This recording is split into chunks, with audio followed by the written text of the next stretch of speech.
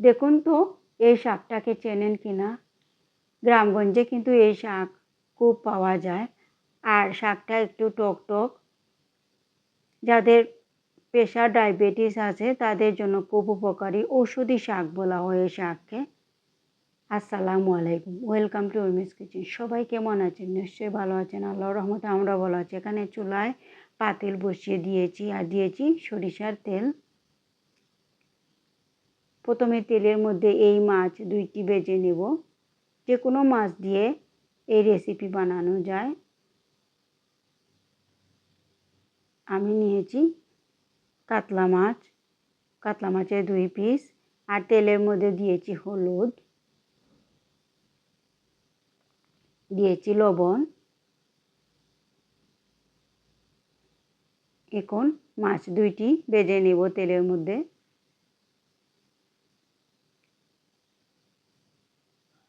ভাজা হয়ে গিয়েছে মাছ, এখন তুলে নিব। তুলে নিচ্ছি মাছ। এখন এই তেলের মধ্যে আর একটু তেল দিচ্ছি।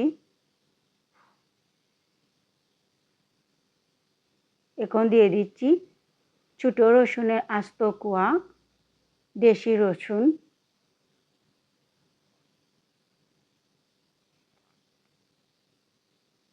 এখন এই রসুনগুলাকে ভেজে নিচ্ছি, রসুনের কোয়াকে।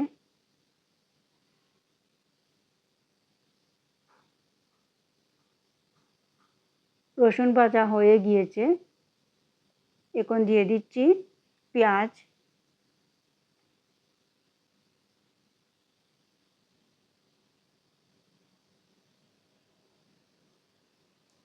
দিয়ে দিচ্ছি লবণ স্বাদ মতো।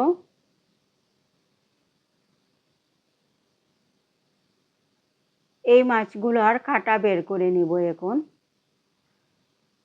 দিয়ে দিচ্ছি হলুদ, দিয়ে দিচ্ছি মরিচের গুঁড়া,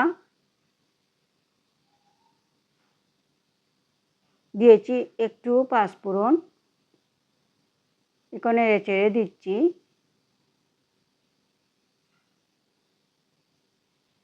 কিছুক্ষণ মশলাটাকে কষিয়ে নিয়েছি। এখন দিয়ে দিচ্ছি শাকগুলাকে ধুয়ে কেটে নিয়েছি।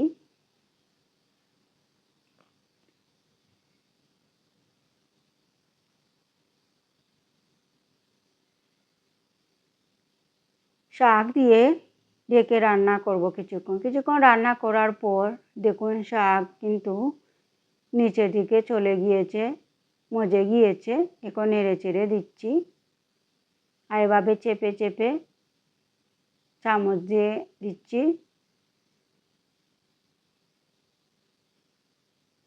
এই শাকটা খেতে কিন্তু খুব মজা হয়। মাছের কাঁটা বের করে নিয়েছি, এখন দিয়ে দিচ্ছি শাকের মধ্যে।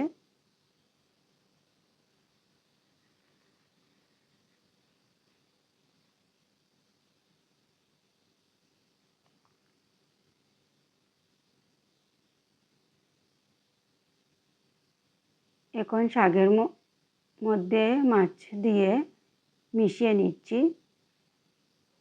দেখুন মিশিয়ে নিয়েছি। আর দেখুন কতটা মজাদার হয়েছে, মনে হচ্ছে আবার খেয়ে ফেলি বানিয়ে। এখন চুলার আগুন মিডিয়াম আঁচে রেখে দিব।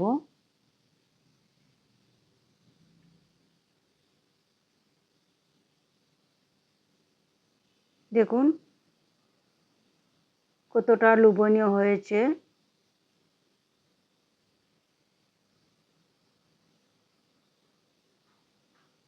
নেড়ে চেড়ে দিচ্ছি কিছুক্ষণ পর পর।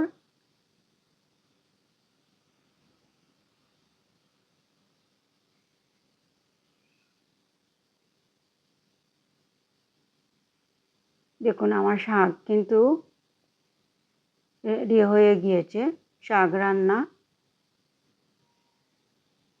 এখন আমি চুলাটা অফ করে নিয়েছি।